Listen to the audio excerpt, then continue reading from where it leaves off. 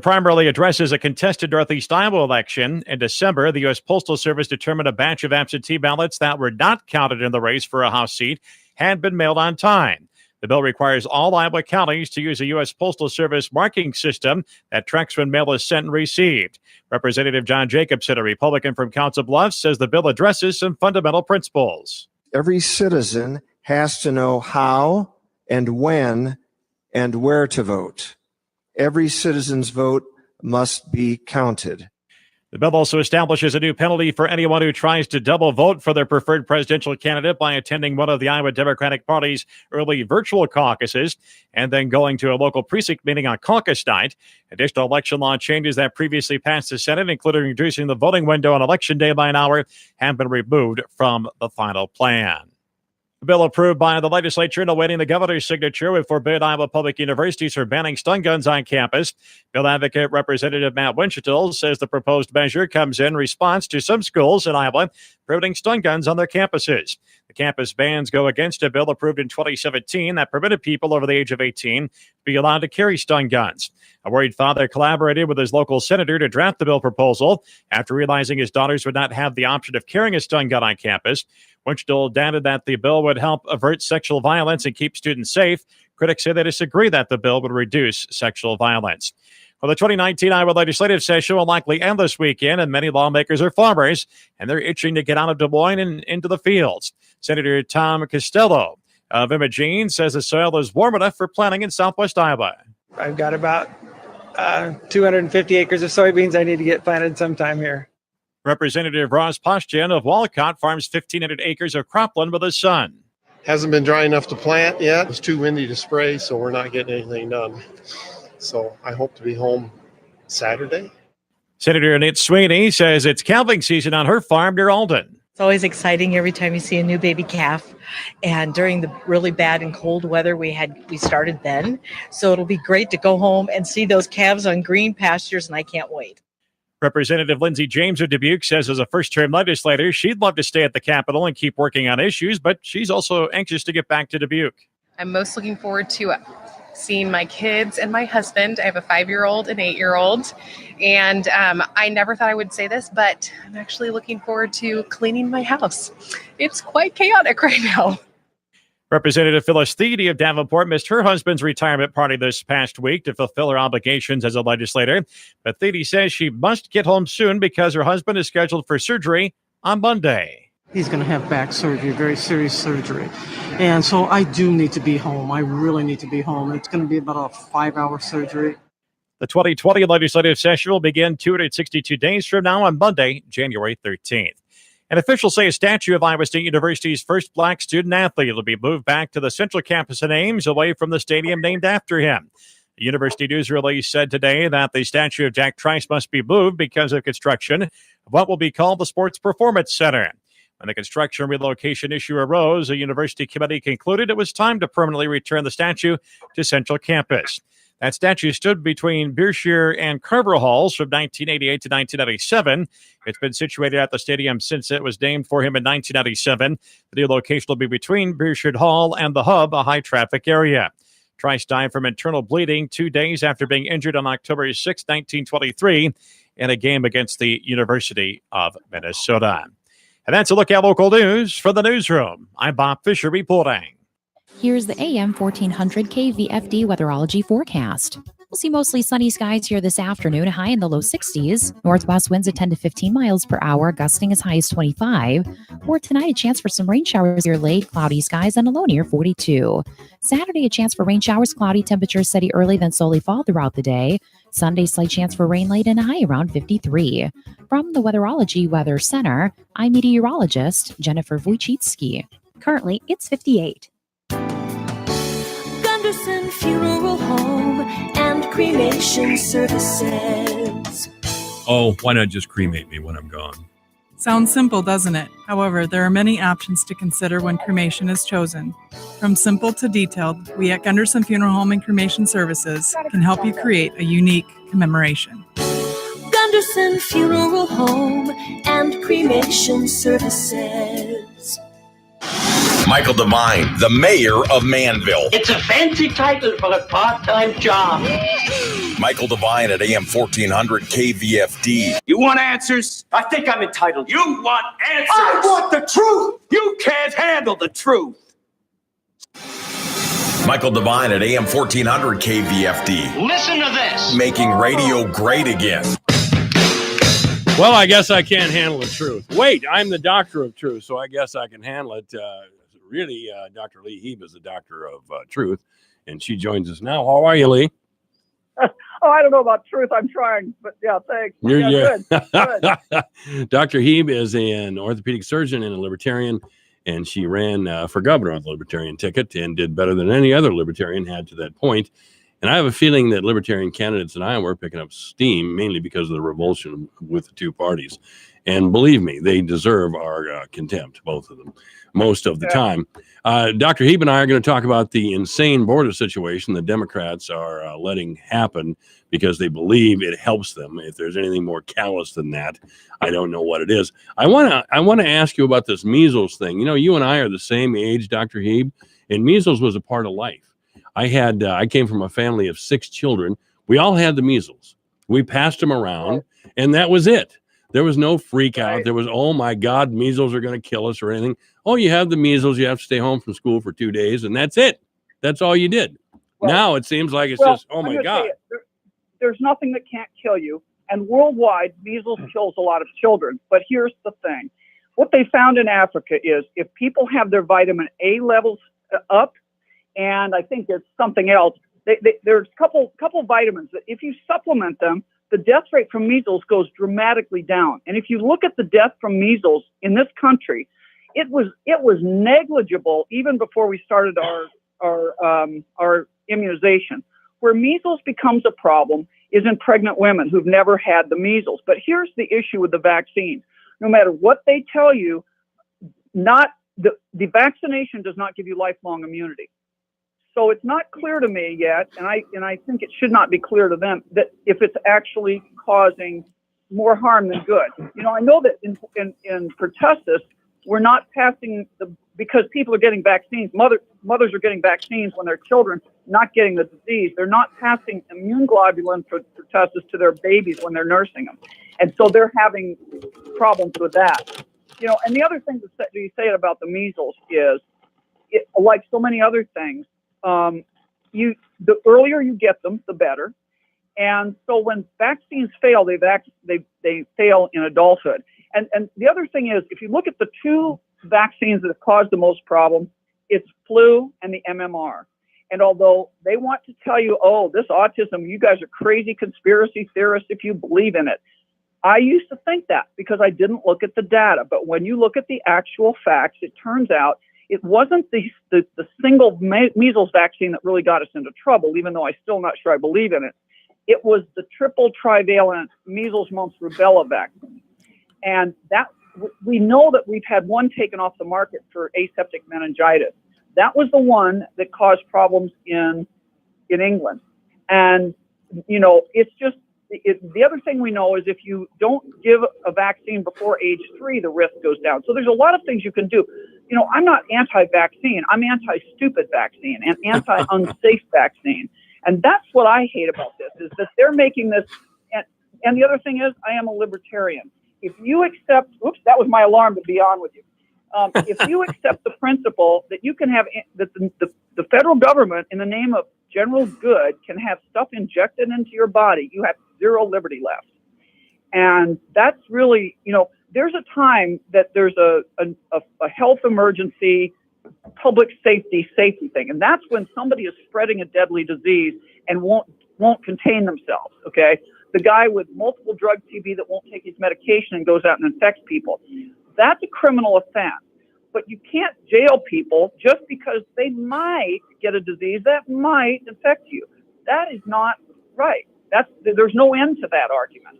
I might get, who knows, you know, maybe we'll find out that some types of cancer is infectious. Then where would we be? You cannot do that to people. You cannot put these people in jail. And that's what they're threatening to do in New York. Well, and more importantly, the professional class, who the Democratic Party identifies with strongly, they can't be wrong.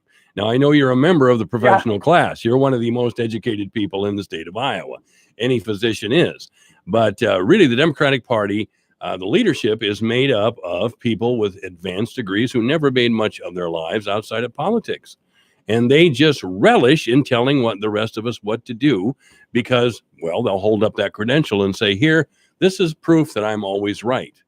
And if we start talking about maybe they're not always right and they're wrong frequently because they're just wrong or stupid on occasion, boy, that's something they don't want to happen. This is AM 1400 KVFD, the voice of Fort Dodge. You mentioned a situation on the border in Yuma, Arizona. What's going on down there? Well, I used to live in Yuma. I practiced in Yuma for over 20 years. Oh, I didn't know that. Really, I didn't. Yeah. And literally, we were a stone's throw from the Mexican border. I mean, we're the biggest, closest city right there to the Mexican border. When I first got there in 1993 or 4, there wasn't a big problem. We didn't have gunshot wounds every day. We didn't have the issues with the illegals coming across the border like we do now. In those days, 80% of the people that came across the border were, literally peasant people that wanted a job, that wanted to make some money. And before Cesar Chavez and the Organization of the Farm Workers, actually, they could come across the border and get a green card, come across, work, and go back. And they made enough money to live very well in Mexico. So we didn't have this problem. Well, that was the Bracero program that happened after the Second World War. Yeah, it was Cesar Chavez that organized the farm workers. Yeah, he did. And what it did, it gave all the money to the middleman and took it out of the farm workers' hands, actually. But they named the economic building at the University of ASU for him, so God love him. I can't make that up. But in any case, University of Arizona, I guess. But anyway, so here's the deal. I mean, I used to take care of these illegals jumping across the border with horrible fractures from landing wrong and whatever. And it was horrible. And I'm going to guess it was around 2001, 2002. It was when George W. Bush was in office. And it first started to be a real problem economically. I mean, back in the 90s, our hospital was spending $1.5 million in uncompensated care. Now, this is a community. We went from it's a regional medical center, but it was a 200 bed, now a 250 bed hospital. They were spending $1.5 million of uncompensated care they were giving to illegals and to people from Mexico with a green card who came across for free care. So that's unsustainable. I mean, the community's paying for that. So it was bad, but when W came down, what he did was he said he authorized them to use virtual fencing, which means they're not just a hard fence; it's a signal, so that when a few people on the Border Patrol agents their power can be magnified. They can see who's coming across the border on these sensors and then go to that area. They don't have to be every area all the time. And it dried up. And I know it dried up overnight because I was taking care of these guys at my own expense because I didn't get paid for any of this. All night long, every time I was on call, I would get one of these guys for about 1.5 years when I first got there. And then suddenly it went away. Maybe more than that, probably about 5 years, my first 5 years there. And then it suddenly went all away when he said, do this, we're okay, we'll authorize that, we'll give you some money. It didn't take much, and they shut the border down. Now, what's happening today is totally different. Back then, I had patients that were INS, Border Patrol people, sure. And they told me it was an 80-20 rule. 80% of the people were really innocent, peasant-like people that wanted to come across. They were poor people in Mexico, just wanted money and a job for their families, okay? Right. But the 20% were the worst criminals you ever saw. That's what they said back then. Now we have an even worse situation. We have weaponized people coming across the border from Central America with, whatever, the drugs and everything, but they're being pushed up to the border and they're being funded to go up to the border. And if we keep hearing about these children, these unaccompanied minors, and the Democrats, and not just the Democrats, Republicans too, everybody seems to want to say, oh, it's such a humanitarian crisis. No, this is warfare. I mean, there is a humanitarian component to it, but these unaccompanied minors, 70% of them are young single men between the age of 15 and 17. Okay. And that doesn't include the young single men between 18 and 25. So you're getting a flood of warrior-aged males coming across this border that have no family ties to anybody here necessarily, and are being used to in my opinion, take down the area. Now, like I say, before the modern era, we would have called that a siege tactic and exploiting the breach. That's what you did. You sieged the city, and when you had a hole in the wall, you poured a lot of warriors through it, and you took the city. Mm-hmm. How different is that than this. I'm just saying, this is actually a warfare tactic. And these guys are MS-13. These guys are, but whatever they are, when they come across the border, they're unaccompanied, they're young males. These are not people you're going to want to have in your home as a charity case, okay? This isn't the 3-year-old little girl that got lost at the border. These are tough guys. And they're going to come across, and they're not educated. They don't have job skills. What are they going to do? They're going to join gangs, even if they're not in a gang when they come across. In the time I was in Yuma, we went from having no gunshot wounds to having gunshot wounds all the time. We had MS-13 coming across. We had MS-13 shooting at the Border Patrol people. You know, one of the rules of MS-13 is you have to take out somebody in uniform to join the gang, theoretically.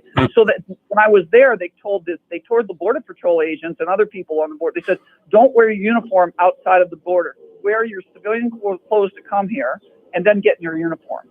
That's how bad it was. And it's getting worse. So I got an email or a text the other day from my doctor friend down there that said, the mayor of Yuma has declared a state of emergency. We're waiting for federal authorization. We're in real trouble. Normally they used to have holding ability for like 300, 400 people. They have thousands there now. Oh, yeah. And so what they're doing is they don't have a choice. They're releasing people into America. And I can see why they're doing what they're doing. They're releasing families. I mean, who would you rather have in the country? A family with kids that actually are probably not violent offenders, or these young men. But it's going to come pretty soon. They're going to have to be releasing these young men. And so this is how it's ramped up. So when I first heard about that was about maybe 3 weeks ago that I got this text from my radiology friend and at that point I texted my ex-husband who's back on the border, and he lives there, and I said, so what's happening? And he made some joke, and I said, oh, you mean you haven't seen anybody on the 4th tee, because he lives on a golf course. Sure. And he was not aware of a big problem. But then when this whole thing with the emergency thing came out, and I got another text from my friend, I asked my ex, and he sent me the Fox News clip, and he said, yeah, they're on the streets in Yuma now. There are people putting up emergency watering things on their yards and stuff. I mean, it's a nightmare. And you notice that none of the sanctuary cities are sanctuaries on the border, as far as I know. I don't know of a sanctuary city on the border. They're all the northerners that don't understand the problem. And they think they're doing a good thing probably by having these sanctuary cities, or they just want to use it as a political ploy. It's a political ploy. But we should be over the political ploy. I don't care what party people are. I don't care what they think. This is not sustainable. There are 5.8 billion people that live under the poverty level around the world, and you cannot import them into America without losing your country. The sad thing is, you have two people. There are two groups of people we take in. We take in the grossly undereducated poor that have no job skills or are violent offenders, or we take in the cream of the crop, the smart intelligentsia that are smart enough to get themselves out of third world countries, in which case we make the third world countries worse because we're brain draining. We're taking the best and brightest of their countries. None of that works. We have to think about both legal and illegal immigration here. Our answer is not to just bring people in here. Our answer is they need to solve their own problems in their own countries. But in this case, I really do believe these people are being weaponized. They're being funded by people that want to take down America. And by the way, you notice, even back in the in early 2000s, after 9/11, when I talked to the Border Patrol agents, they'd say a very small percent, but in those days it was like less than 5%, they said, at the time when it cost about $1,500 to be smuggled in by a coyote, there was a group of people that were the high-priced smugglees and were paying $60,000 a pop. And guess who they were? They were Saudis and Chinese. What do you think they're coming to America for? To set up religious retreats? Mm-hmm. No, I don't think so. So we've got a real problem, and they're using this mass crossing to smuggle in people that are also terrorists and who knows what else, economic spies. I mean, you name it. I don't think there's anything we can do about it now. The Democrats are so invested in portraying all these immigrants, illegal immigrants, in the most tragic way. It's like they put part of themselves into this issue, and they've used it to beat up Trump for so long. Oh my God, look what he's doing. Oh, this is typical of Trump. This is a new low, on and on and on and on. What can they possibly do about it? What well, can I we- do like. I love what Trump is doing, and threatening to bring these guys and release them in sanctuary cities. Oh, I love it. To be honest, I do. I think that is an answer because see, right now, like we've known the people that live on the border. They've lived with this for a long time. Back in even before 9/11, like this is like 98, 99, I want to say. There were farmers, ranchers down there on the border, all along that Mexican border, who couldn't leave their homes because if they left overnight, their places would be looted. There was such a stream of illegals coming across, and we saw them. We'd be out camping. We'd see them going through valleys and stuff. I mean, it was an unsafe situation back then, and it's 20,000 times worse now. So, but the people down in Sacramento or San Francisco don't feel that because they are protected, and Nancy Pelosi's protected. Well, of course. And Paul Ryan has a wall around his house with armed guards. So You know, so does that's Nancy all nice and Pelosi. good. So I encourage anybody to Google Nancy Pelosi's house. Google a photo of Nancy Pelosi's house.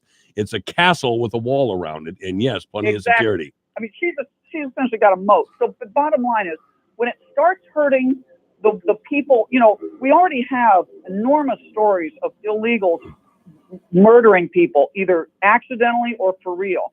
I mean, and the accident, the idea that, a lot of these are just good people. Even if you're good people, when you build your life on a lie, you do things that are bad. So, for example, one of the things that was classic happening in Arizona, in Yuma, when I was there, so this was like over 10 years ago, they would get into a car and the coyote would put the poor, peasant kind of guy at the steering wheel of a van. Put all these.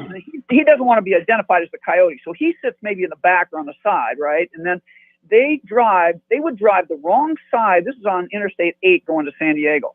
To bypass the checkpoint, they would drive with their lights off on the wrong side of the freeway at night. And if they came across a car, the car would swerve into a ditch and kill people, which would happen all the time. No problem. They kept going. That's immoral. I don't care how you look at it. When you live your life on a lie, the other thing people would do is they would, if an illegal would accidentally hit somebody, because they don't drive well necessarily, they don't have driver's license, they didn't train, they'd run into somebody, but they, instead of it rendering aid, they'd run off because they didn't want to get picked up by the INS. Right. That's what you face when you have a whole bunch of illegal people in this country. Oh. And God loves Joe Biden saying, they're all legals now. He should have some in his house. Take some. He should. He should. It's not. Trump's point about the MS-13 being animals, I agree with. Oh, there's no doubt. It's not that all Mexicans are animals or all Colombians are animals, but there are a lot of bad guys, and he wouldn't take them into his house, and I don't want them in my backyard. I don't want either. that level of crime being brought in. All right, Dr. Lee Heeb has been our guest. Thank you, Lee. Hey, see ya. All right. Bye. This is AM 1400 KVFD. Michael Devine, the mayor of Manville. It's a fancy title for a part-time job. Michael Devine at AM 1400 KVFD. It's 2:29 news and Janice Valentine coming up next. Ever wanted to speak another language? Babbel can get you confidently speaking Spanish, French, or German within weeks. I just started learning Spanish with Babbel, and it's really helping my pronunciation. ¿Cómo te llamas? ¿Cómo te llamas? Haha, I got it. I wish I had tried Babbel sooner. See why Babbel is the quick way to get conversational in a new language. Go to Babbel.com or download the app and try it for free. That's Babbel, BABBEL.com to try for free. Your news, your town, your station. KVFD News when it breaks. Here's a look at local news. For the newsroom, I'm Bob Fisher reporting. Both the Iowa House and Senate have passed a bill that makes a handful of election law changes. Representative Bobby Kaufman, a Republican from Wilton, notes it passed unanimously. It's quite, I think, a feat that is becoming of all 100 of us. Representative Bruce Hunter, a Democrat from Des Moines, echoed those sentiments. This truly is a bill that is bipartisan in nature. Now, the legislation primarily addresses a contested Northeast Iowa election. In December, the U.S. Postal Service determined a batch of absentee ballots that were not counted in the race for a House seat had been mailed on time. The bill requires all Iowa counties to use a U.S. Postal Service marking system that tracks when mail is sent and received. Representative John Jacobson, a Republican from Council Bluffs, says the bill addresses some fundamental principles. Every citizen has to know how and when and where to vote. Every citizen's vote must be counted. The bill also establishes a new penalty for anyone who tries to double vote for their preferred presidential candidate by attending one of the Iowa Democratic Party's early virtual caucuses and then going to a local precinct meeting on caucus night. Additional election law changes that previously passed the Senate, including reducing the voting window on Election Day by an hour, have been removed from the final plan. A bill approved by the legislature and awaiting the governor's signature would forbid Iowa public universities from banning stun guns on campus. Bill advocate Representative Matt Winchell says the proposed measure comes in response to some schools in Iowa prohibiting stun guns on their campuses. The campus bans go against a bill approved in 2017 that permitted people over the age of 18 to be allowed to carry stun guns. A worried father collaborated with his local senator to draft the bill proposal after realizing his daughters would not have the option of carrying a stun gun on campus. Winchell added that the bill would help avert sexual violence and keep students safe. Critics say they disagree that the bill would reduce sexual violence. Well, the 2019 Iowa legislative session will likely end this weekend, and many lawmakers are farmers, and they're itching to get out of Des Moines and into the fields. Senator Tom Costello of Imogene says the soil is warm enough for planting in southwest Iowa. I've got about 250 acres of soybeans I need to get planted sometime here. Representative Ross Postian of Walcott farms 1,500 acres of cropland with his son. Hasn't been dry enough to plant yet. It's too windy to spray, so we're not getting anything done. So I hope to be home Saturday. Senator Nate Sweeney says it's calving season on her farm near Alden. It's always exciting every time you see a new baby calf. And during the really bad and cold weather, we started then. So it'll be great to go home and see those calves on green pastures, and I can't wait. Representative Lindsey James of Dubuque says as a first-term legislator, she'd love to stay at the Capitol and keep working on issues, but she's also anxious to get back to Dubuque. I'm most looking forward to seeing my kids and my husband. I have a 5-year-old and 8-year-old. And I never thought I would say this, but I'm actually looking forward to cleaning my house. It's quite chaotic right now. Representative Phyllis Thiede of Davenport missed her husband's retirement party this past week to fulfill her obligations as a legislator. But Thiede says she must get home soon because her husband is scheduled for surgery on Monday. He's going to have back surgery, very serious surgery. And so I do need to be home. I really need to be home. It's going to be about a 5-hour surgery. The 2020 legislative session will begin 262 days from now on Monday, January 13th. And officials say a statue of Iowa State University's first black student athlete will be moved back to the central campus in Ames, away from the stadium named after him. The University News release said today that the statue of Jack Trice must be moved because of construction of what will be called the Sports Performance Center. When the construction relocation issue arose, a university committee concluded it was time to permanently return the statue to central campus. That statue stood between Beershire and Carver Halls from 1988 to 1997. It's been situated at the stadium since it was named for him in 1997. The new location will be between Beershire Hall and the Hub, a high-traffic area. Trice died from internal bleeding 2 days after being injured on October 6, 1923, in a game against the University of Minnesota. And that's a look at local news from the newsroom. I'm Bob Fisher reporting. Here's a look at how the markets closed today. May corn up 3 3/4 at $3.51 1/4. July up 4 cents at $3.61 1/4. September up 4 at $3.69 1/2, and December up 3 1/2 at $3.80 3/4. May soybeans down 5 1/2 at $8.53 3/4. July down 5 3/4 at $8.67. August down 5 1/2 at $8.73 1/4, and November beans down 5 1/2 at $8.87 3/4. May wheat closed up a 1/4 penny at $4.35. Soybean meal down 6.10 a ton at $2.99.90. April live cattle up 50 cents at $124.55. June down 32 at $115.05. May feeder cattle up 40 cents at $143.95. August down 40 at $152.85. May lean hogs down 85 cents at $87, and June down 102 at $88.75. I'm Dwayne Murley. This is AM 1400 KVFD, the voice for Dodge 235. And the weather is sunny today with a high of 62. Overnight, a little rain with a low of 42. Tomorrow, rain, high only 42 degrees. On Sunday, chance of rain, partly sunny with a high of 52. Monday, sunny with a high of 60. Tuesday, again, a little rain, mostly cloudy with a high of 56. On Wednesday, a good chance of rain, mostly cloudy with a high of 57. On Thursday, sunny with a high of 64. Looks like it's going to be a cold and wet week coming our way. I don't like that at all. I'm ready for a little summer. 60 degrees right now. Beautiful day. Obituaries this hour brought to you by Gunderson Funeral Home and Cremation Services at 1615 North 15th Street, Fort Dodge. You may contact Gunderson Funeral Home and Cremation Services by calling 515-576-7128 or online at www.gundersonfuneralhome.com. Patricia Taylor has died. Services for Patricia Taylor were this morning at Tompkins Celebration Center.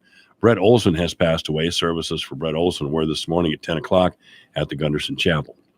Obituaries this hour brought to you by Gunderson Funeral Home and Cremation Services at 1615 North 15th Street, Fort Dodge.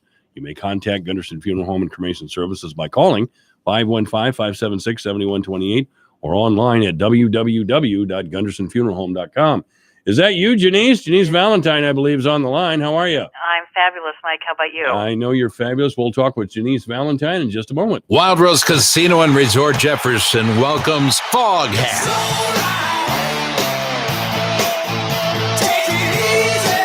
Foghat rocks Wild Rose Friday, June 14th. Tickets on sale now at the Iowa store and online at wildroseresorts.com. I just want to make love to you. Don't miss Foghat. Friday, June 14th at Wild Rose Casino and Resort, Jefferson. Michael rather Devine be and here. Janice Valentine. Now at AM 1400 KVFD. Well, that is correct. Janice Valentine is on the phone with me right now. Janice Valentine's a local attorney. She specializes in workers' compensation and personal injury. No fee for first consultation at Valentine Law Office. You may contact Janice Valentine by calling 515-955-5544.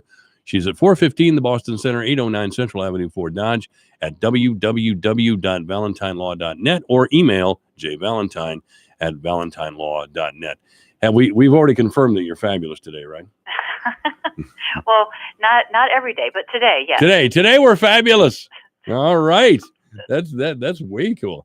I'm not happy to hear about this rain next week. It kind of interferes with a golf game. You're kind of a big time golfer there, aren't you, Janice? I do enjoy the game. I haven't made it out much here yet because just, that job thing sometimes gets in the way. But yeah, the next week, it looks like we're going to be hit with some wetness, but at least we're not so far north. It doesn't sound like we're going to get that S stuff.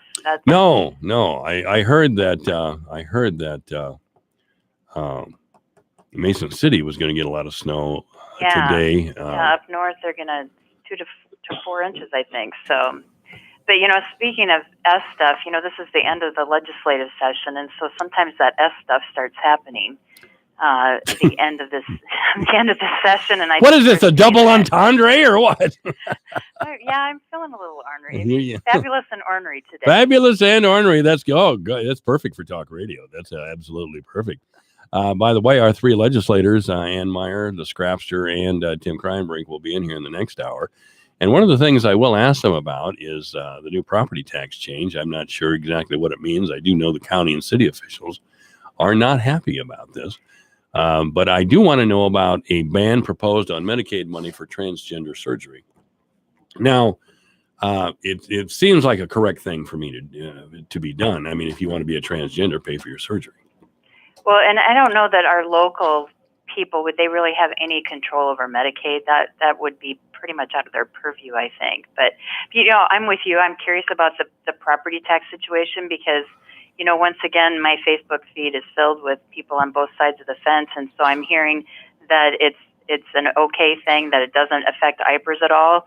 And then I'm also hearing from some of my judicial friends that are part of the IPERS program that statement that was issued by IPERS was ordered by Governor Kim Reynolds, and that it really does affect IPERS because there's going to be less money going into the program. So I don't know. Mike, I haven't actually read the bill in its entirety, and maybe even if I read it, I might not understand it. But I would be curious to hear from them where they fall on that, because it is an interesting question. If there's going to be less money going into that fund, then of course it impacts the funding of the program as a whole. But from my perspective, my bigger concerns are the recent developments with Tom Miller. And when I say this, I'm not necessarily a Tom Miller fan, but what the heck is going on? I mean, the legislators are kind of taking over state. I mean, every department, every branch, they want the judicial branch. You know, that's still a live round too, where in terms of the nominating commission, they want to be in charge of that instead of having that done as it's been done for many years now. And, you know, today, I mean, as far as I know, Ann Meyer is still sticking to her guns and doing what she told voters that she was going to do, and that is she's voting no on that part of it. I didn't know that she had said before the election, because I Well, she didn't, because Yeah. nobody was running on this. This wasn't, and that's Right. one of the reasons she's voting no, is because this wasn't an election issue. No voter came to her and said, you know, by golly, we got to change the way we're picking judges. And, you know, I think obviously even a more local, maybe local interest, if you want to call it that, is part of the provision in this bill. I don't, Janice, I got to tell you, I think Ann's making a big mistake. The very people who are encouraging her to vote no are the people who are going to work against her reelection. Absolutely not. Oh, No, well, I you- know. I bet if you ask her, she has Ah. a ton of Republicans that voted for her, me included. Tons of Republicans have voted for her that are telling her they don't want this. I mean, Well- the majority of Iowans polled say this is not a good idea. I don't think you're what we call a Republican in the year 2019, Janice. You're more one of those 1980s Reagan type Republican I wouldn't people. disagree with you there, but If you have the governor of the state calling a first-term legislator into her office and saying, "I need your vote on this bill," and the legislator, in this case Ann Meyer, doesn't come up with it, she's made a big mistake if she wants to stay down there. I don't think so. We'll see. You know what I think it says? I think it says exactly what the voters want in the sense of we send people down there to vote the way we want them to and to vote the way they believe is best and not just on party lines. I mean, I've said that for years. Why do we even pay for these people to sit in those chairs if it's all going to be just party line votes? And to that extent, I just can't applaud her enough for saying this isn't what the voters told me I was sent there to do. And I would imagine if you compare her emails for those in support of this versus those against, again, you'd have to ask her. But I don't hear a loud outcry other than from other legislators that this needs to change. This is a solution in search of a problem. Well, I disagree completely, of course, but we've talked about it enough before. But I don't share your certainty in the future of Ann Meyer's political career. Let me put it that way. I mean, you don't do this to a governor, a sitting governor of your party, who's in her first term, who asks you for this favor if you're a first-term representative. You can talk about the liberal Republican class and there is such a thing, of course, Republicans who are conservative on fiscal matters, very liberal on social issues, and that's what this is about.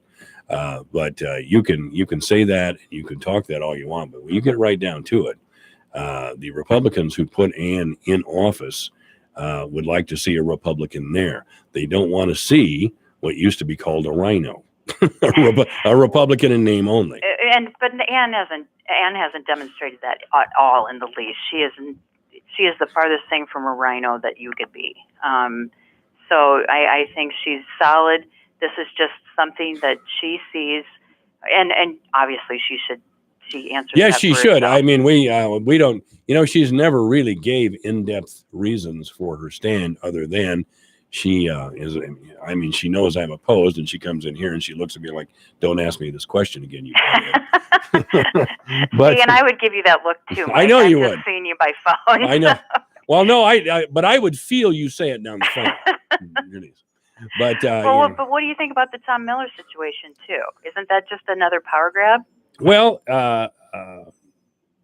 the Tom Miller situation, as I understand it, now he has independently spent state money on out-of-state law, or he has joined other states in lawsuits with national implications, from what I understand. Now, when all the states were suing tobacco companies and we were getting ready to whack up the tobacco companies' money, everybody was down with that. But obviously it hasn't gone that way. He has, from what I understand, acted as a Democrat, spent the taxpayers' money in Iowa as a Democrat, and Republicans don't like Democrats spending money without accountability. So that is what this kind of caught me by surprise. Well, I it had- did, and that's the whole point. There was not a single public hearing on this. Isn't that interesting that legislation is just getting passed through? Again, not campaigned on. No one said this needed to happen. No one said, this is what I think needs to happen once I get elected. It's just something that slid through at the very end of the session. And I'm not sure it's constitutional. And clearly other states don't follow this, but I don't think, and again, I'm not saying this as a Tom Miller fan. I'm saying this as a person that's very concerned about checks and balances in our system. We elected Tom Miller just like we elected Governor Reynolds. So we elected him to make decisions that he's making. We elect Governor Reynolds to sign bills into law that she deems appropriate. So, I get that Tom has maybe made some choices that isn't to the liking of certain Republican leaders. That doesn't make them wrong decisions. And like you noted, the tobacco legislation, nobody was complaining when that money and those dollar bills were coming into Iowa because of that. And that's a lot of the national lawsuits that happen have those implications because they're products or companies that are working across state lines nationally, and decisions are made that way. I can't imagine if those things have to go to a vote to the House and the Senate. That's insane. I mean, well, here, Janice, I have to ask you this then. Yeah. The legislative branch holds the purse strings. They are responsible. We have entrusted the legislature for how money is spent in this state. We didn't invest the attorney general with that power, but the attorney general has decided to take state funds, our tax money, and spend it on lawsuits as he sees fit. As a taxpayer, I'd like to ask a question about that. Well, yeah, and as a taxpayer, I'd like to ask a question about all the sexual harassment suits that we're paying for too. So, now that's just become your go-to position. But it's true. It's true. I mean, just because the legislators hold the purse strings doesn't mean they actually get to decide how all those dollars are spent, because jurors get to decide that. Other members, and again, I don't know the ramifications or the limits of Tom's jurisdiction or whatever you want to call it on his ability to spend money. I would think there are some limits there in terms of what he can do as he gets a budget. Now, my understanding is that's how this even got looped in, was it's apparently part of the judicial budget bill or something, which he isn't, as I understand it. I don't think he is part of the judicial branch. He's the attorney general. He's a lawyer, but that doesn't make him part of the judicial branch. So I just think there's... Well, Denise, then I'm going to have to ask you here, because you kind of danced around that a little bit. Okay. Now, does that entitle the attorney general's office, Republican or Democrat, to spend money, whatever money, out of the attorney general's budget, I'm assuming, on anything that the attorney general deems fit, or even to demand more funds for these lawsuits? I think it does. Just like any department agency head gets their budget, and then they have to decide if a certain project warrants additional money. I'm thinking of our own, the work comp agency right now is trying to get to electronic filing. And so a significant funding is going towards that project. And the department head makes that call in determining that yes, this is deemed appropriate. The legislators didn't vote on whether it was okay to spend money on electronic filing. And so I see it really as no different than that's, you hope your people that you have in charge of these things are competent and are knowledgeable about these things, which again, the voters elected him. So I guess I'm really struggling with the kind of, again, the overreaching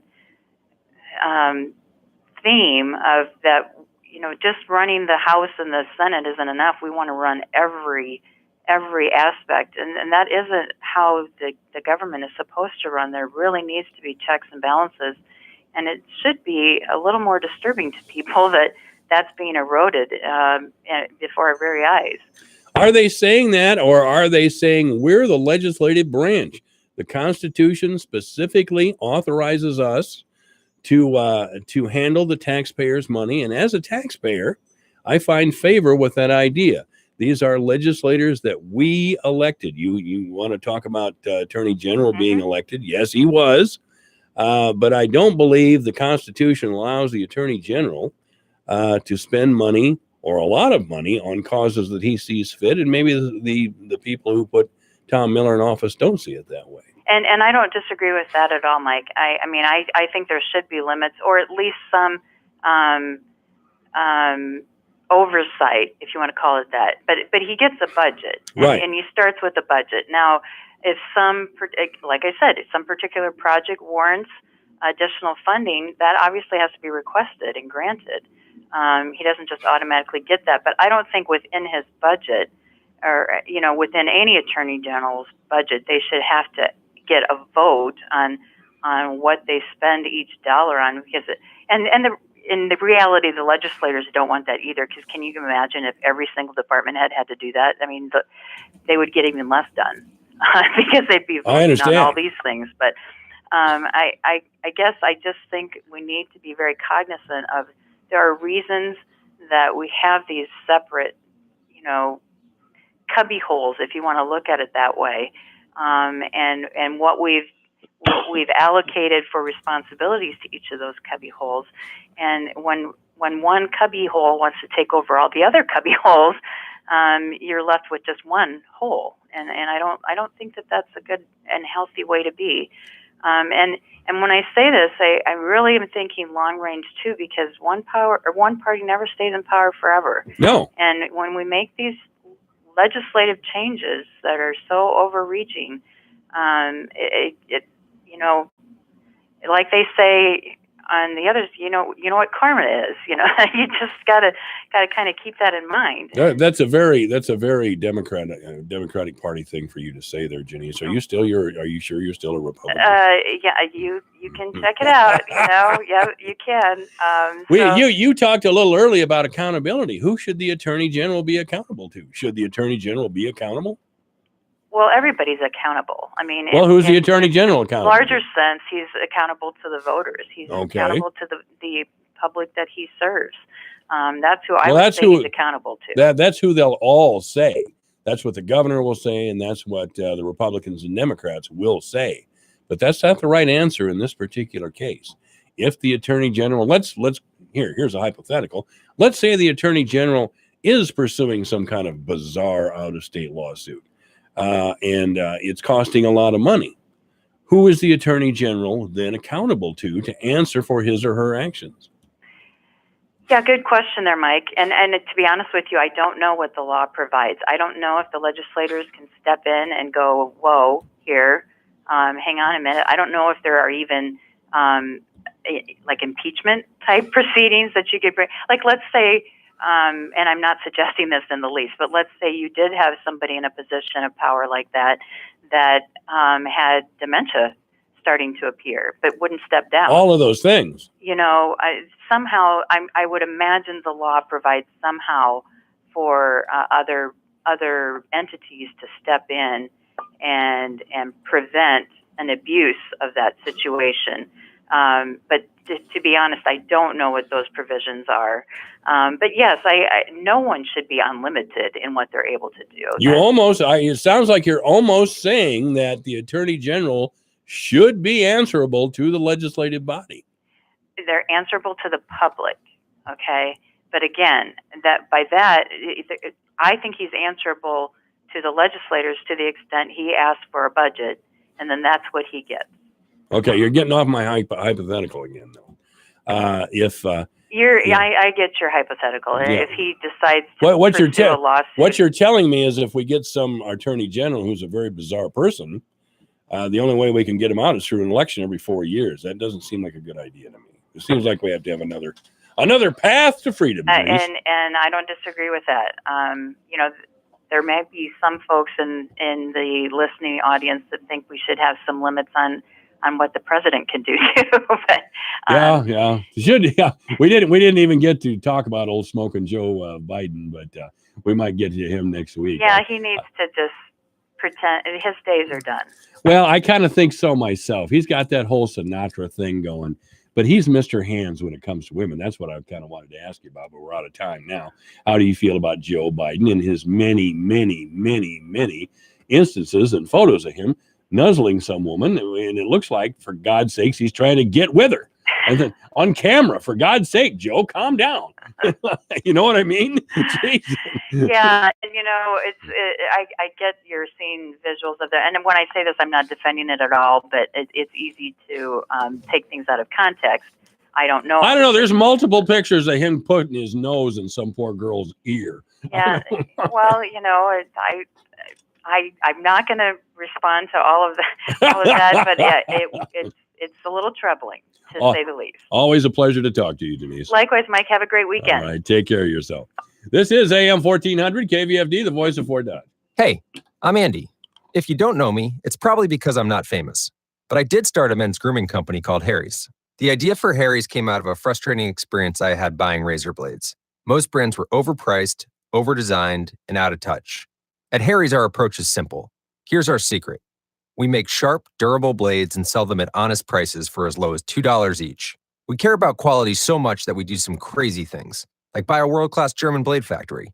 Obsessing over every detail means we're confident in offering a 100% quality guarantee. Millions of guys have already made the switch to Harry's, so thank you if you're one of them. And if you're not, we hope you give us a try with this special offer. Get a Harry's starter set with a 5-blade razor, weighted handle, shave gel, and a travel cover, all for just $3 plus free shipping. Just go to harrys.com and enter 1616 at checkout. That's harrys.com, code 1616. Enjoy. Today, business happens here, and virtually anywhere. Because today, innovative companies are reinventing the way business happens, and they need people who can keep up. With the expertise and technology to get packages to over 150 million delivery points. So, who can help you deliver the future of commerce? The United States Postal Service. See why we deliver more e-commerce packages to homes than anyone at USPS.com/future.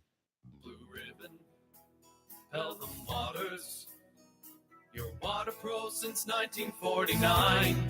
Do you have questions about your water? What is a whole home filter? Is my softener working or not? Can I get rid of that red stain around the sink? I'm Brian with Blue Ribbon Pelham Waters. We're here to fix problem water. We'll work with you to find the right solution for you. We've been serving the Fort Dodge area since 1949. Let us serve your water treatment needs. Sales, service, rentals. Blue Ribbon Pelham Waters, your complete water store. This is Chris Heslop with Star Energy FS. I understand that time is a precious commodity, especially when it comes to your operation. That's why I am dedicated to be the best at providing business solutions for your operation. FS proudly supports the local communities we serve and is committed to helping your operation continue to run smoothly so that you can spend more time with those you care the most about. Star Energy FS is your local, reliable supplier for fuel, lubricant, and propane needs. FS, the people and the products to take you further. What happens when two of the largest Iowa-based financial institutions, both credit unions, make over $100 million a year in profits and pay no income tax? Iowa families shoulder a higher tax burden, while big credit unions enjoy a free ride. So Iowa families must pay more to fund services like education, healthcare, and priorities like improving Iowa's water quality. Iowa families deserve a break. Let's end big credit unions' free ride. Paid for by Iowa leaders in education and advocacy. You're listening to AM 1400 KVFD, the voice of Fort Dodge. Thank you very much. Our legislators will not be here in the next hour. I thought Tim, Ann, and Mike were going to be here, but I was wrong. They're still in Des Moines, and I think they're trying to get out of there for good. I think they're trying to get to close out the legislative session here in the next couple of days. It's 3 o'clock, KVFD Fort Dodge. From tuning an engine to replacing a fuse, you can learn it all under the hood. Heard every Saturday afternoon from 2 till 4 on the voice of Fort Dodge, AM 1400 KVFD. An attempted coup on Lisa Brady, Fox News. That's President Trump's latest take on what happened leading up to the Russia probe. Spying, surveillance, trying for an overthrow. And we caught him. We caught him. Meanwhile, accusing Democrats in Congress of being obsessed with witch hunts. This during a speech to gun rights advocates in Indianapolis, where he also confirmed a decision about an arms treaty. Fox's John Decker is live at the White House. The president announcing at the NRA's annual meeting that the U.S. will drop out of an international arms treaty signed by President Obama, but opposed by the NRA. The president reiterating his support for the Second Amendment's right to bear arms. So gun owners make our communities safer, and they make our nation stronger. The NRA has long opposed the UN Arms Trade Treaty, which seeks to keep weapons out of the hands of human rights abusers. The NRA argues it would undermine domestic gun rights. Lisa? Thanks, John. 2 fires at the same church are under investigation in Pennsylvania. This is a congregation of about 150. They are Hispanic and they are really going through a lot. Their church has had 2 fires in 3 days. On Tuesday night, that fire just after midnight has already been categorized as arson. The Thursday fire at 2 a.m, they are still investigating. But the parishioners there say they feel like their church is under attack. Fox's Steve Harrigan in Bethlehem, north of Philadelphia. At this point, no sign of any connection to the fires earlier this month at 3 historically Black Baptist churches in Louisiana, where a suspect is in custody. On Wall Street, stocks finish higher. The Dow up 81 points at the closing bell. This is Fox News.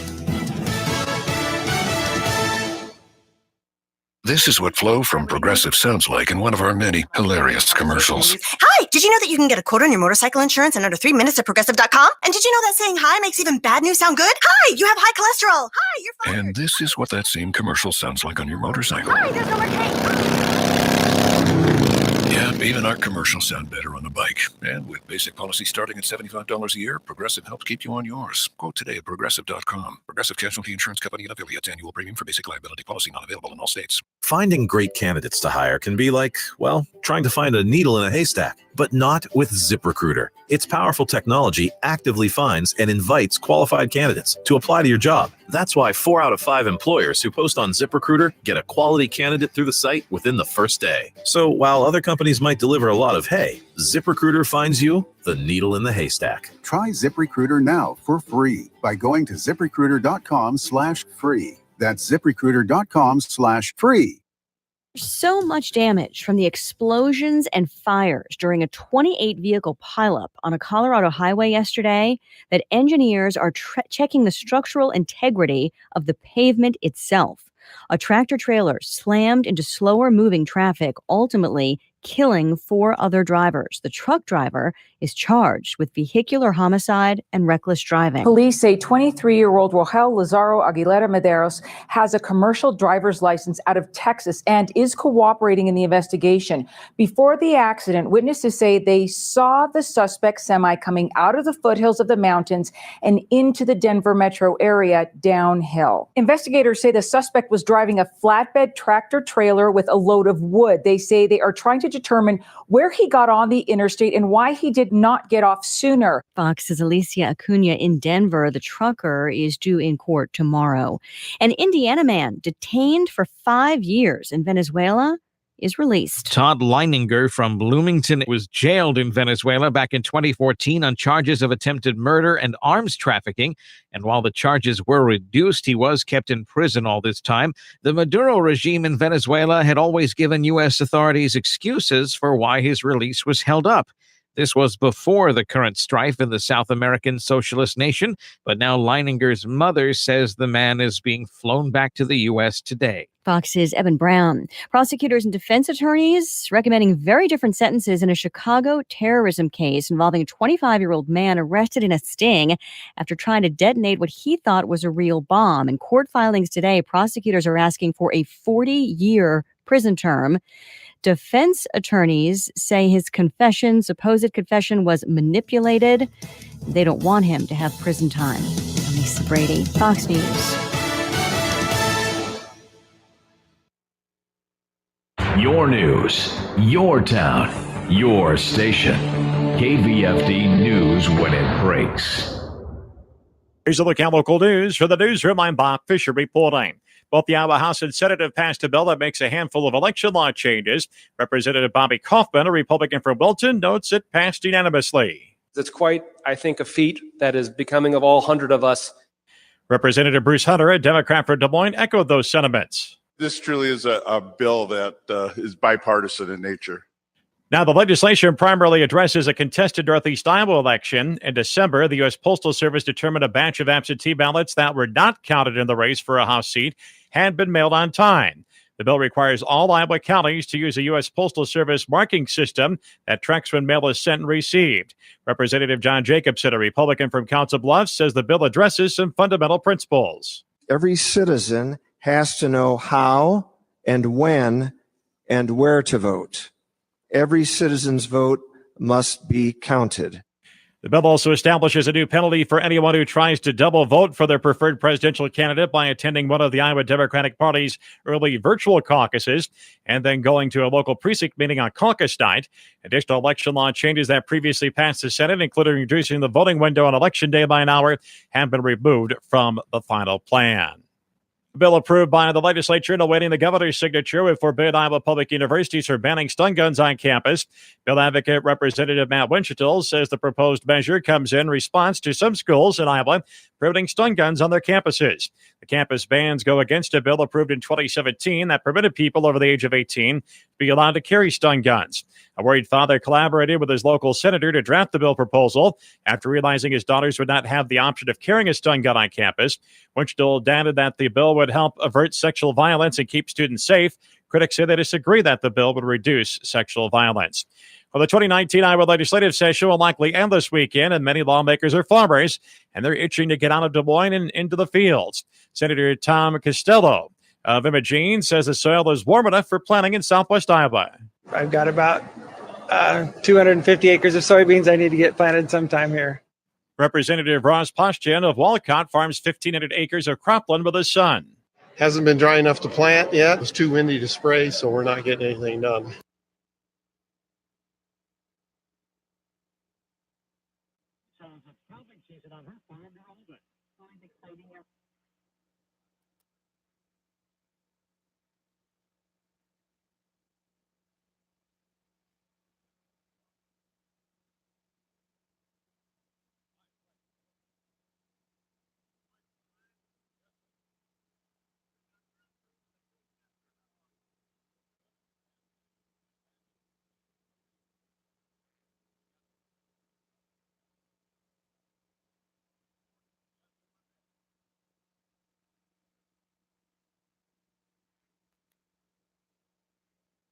Past week to fulfill her obligations as a legislator.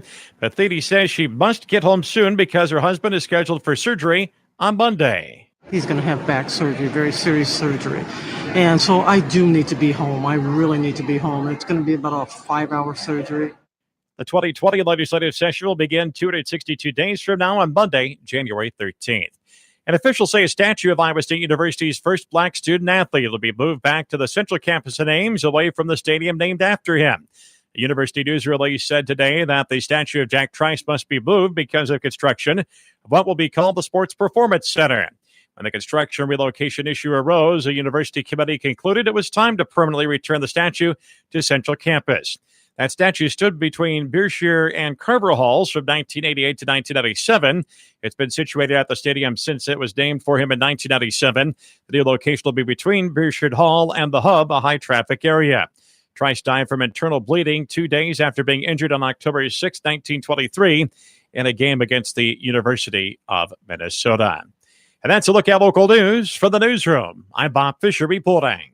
Here's the AM 1400 KVFD weatherology forecast.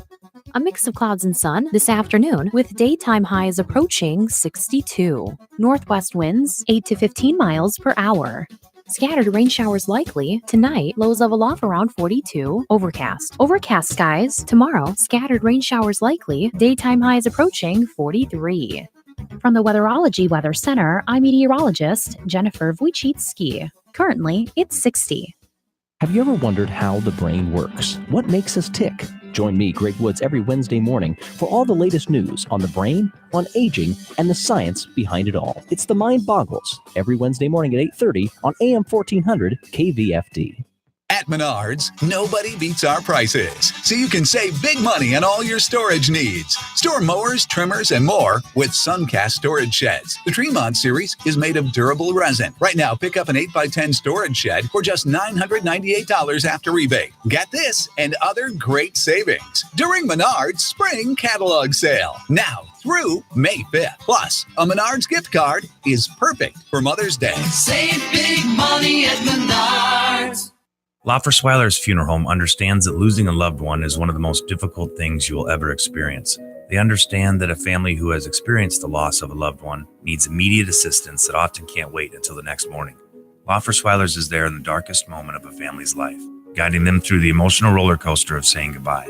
More importantly, the staff at Loffersweiler's listens and they care. Loffersweiler Funeral Home, Fort Dodge, serving families like yours since 1856. Thrifty White Community Health Corner. Are you taking vitamins or supplements? Did you know that some have the potential to interfere with some prescription medications? It's important to discuss all of the vitamins, herbal supplements, and over-the-counter medications you're taking with your pharmacist. Make a list of your supplements, bring them in on your next trip to Thrifty White Pharmacy. Adding a vitamin to your daily routine? Check in with your local Thrifty White pharmacist to make sure there are no interactions between your prescription medications and your supplements. Lots of investment firms talk about customizing a portfolio to your needs, but they may only look at one or two aspects of your financial situation. Creative planning is different. Our financial planning-led approach considers your entire financial picture. That's the only way to create a comprehensive plan that works uniquely for you. Call 866-CREATIVE or visit creativeplanning.com to learn more. Investment strategies recommended by Creative Planning are not assured of earning a profit or avoiding a loss in declining markets. Michael Devine at AM 1400 KVFD. Listen to this. Making radio great again. This is not vengeance. No, not vengeance. Punishment. And now, Mayor Matt Bemrick, the Punisher. Come in today. I would have really liked to. I missed him yesterday. I've been sick. In fact, I've been sick this whole week, but now that I have Senator Tim Kreinbrink on the phone with me, I feel rejuvenated and renewed and ready to rock and roll. How you doing there, Senator?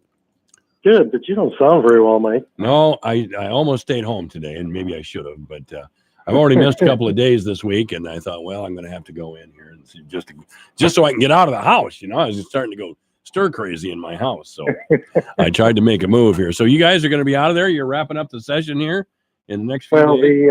The communication that went back and forth, I didn't look at very thoroughly, but when you read it, I can see where you probably interpreted that we were going to be back home rather than Representative Sexton said we'll probably still be here, or he said we'll be here yet, or we'll be here. Or something. I took that as you would be. And I think you thought we were going to be at your place. So. Yeah, that's what I thought. It's stuff happens. What do you say? Right. So we're kind of locked in now. Actually, to running we probably have about 10 more bills to do here. We're kind of engaged in the Health and Human Services bill right now. A couple of controversial things on there that we added. One of them is the transgender surgery component. Right. We are putting that language back into the code, which says that our Health and Human Services Medicaid is not required to pay for that surgery. It doesn't mean they can't, but we're pretty much taking it off the medically necessary list. So the Democrats are not happy about that. And then, well, that's because they want to control the courts. The Democrats in Iowa do not represent the majority of the people. I don't care what they say. They represent the majority of the people in Polk County or Johnson County and a few other large counties. But really, and let me make reference to Cindy Axne, the one who beat David Young for the congressional third seat in Iowa. She represents 17 counties. She won exactly one of them, and that was Polk County. That was enough for her to win the congressional electorate, but the congressional seat. But you can repeat that scenario over and over again in the state of Iowa. Right, right. And the other part of it is that we are taking funding. I think it's around $260,000 away from Planned Parenthood for their sex ed classes that they are sponsoring. So those are two areas that have kind of, along with a lot of the funding, we're never funding anything high enough. That's a concern, for the other party as well as those two issues. So it's when you get to the end of the year like this, there are certain things that pop up, and we're committed to staying to get it done. So last night, I think the House has had kind of a rough week. I think one of the first couple days we were here, they were actually in session until 3 a.m. or 3:10 in the morning, and they started again at 8:30 the next day. And then last night, I think we both got out of here about 8 o'clock, 7:30, 8 o'clock. And then tonight, it could be a very, very long night for the House. I would imagine we'll probably be out here in a halfway decent time. And then we'll gavel in tomorrow morning again on Saturday morning, and we'll try to hopefully finish by noon, and then we can all go home. So I haven't heard we're trying to get done this week. Well, the court system, the judges are giving everybody the bird again with that transgender surgery in the first place. Man, they don't care. They must the be. thing is with that, with the way that in 2010, our constitutional is actually, or not, our code was amended so that actually they were forced, all of them were forced to vote the way they did. And so what we're doing is just going back and kind of erasing what happened and putting back in code that Medicaid can pay for that surgery if they would like, but it's not mandatory that they have to. So, we're putting it back the way it was before the court ruled. I was getting all set to kick the judges again, and you just took away. you took away my joy. I want to say that I was disappointed also because we have some pretty conservative judges on there, right? And it was 7-0. So Oh, really? I thought, wow, how can that be? And when we dug into it, it's very clear in code that if they were going to follow the code of Iowa, that they had to vote yes on that. So well, you haven't told me about how it's come out as far as the judges are concerned. So I suppose the judge thing is still hung up in the House, and we're still short one vote. And there's 3 Republicans that are actually holding out on that. Well, that's on 3 Republicans. What's their problem? Well, it's. Are you talking about the selection, judge selection? Yeah, the judge selection. rule? Yeah, Yeah, there's still the same 3 that are committed to not supporting that, and we just need one of those 3. Well, what can we give them to move them a little bit? Well, will threats help? Who are the 3? You know. 3. I know the 3 Republicans. That would be Ann is one of them. Yeah, and then there's I can't remember. I don't know the House members very well, but Ann's who's the older highway patrolman? Oh no, you're kidding me, Clell Bodler? Yeah, he's one of them. He's one of those guys. Well, you have his number directly. You can just call him. So. Yeah, well, he don't care. He's right. I don't think I didn't know Mr. Bodler was still down there, but I don't think he. So anyway, I would like that bill to go through, but darn it just doesn't look good for this year. They're even trying to work out an agreement that people would be happy with, and I just in one more day, so we're probably going to be here for 20 more hours.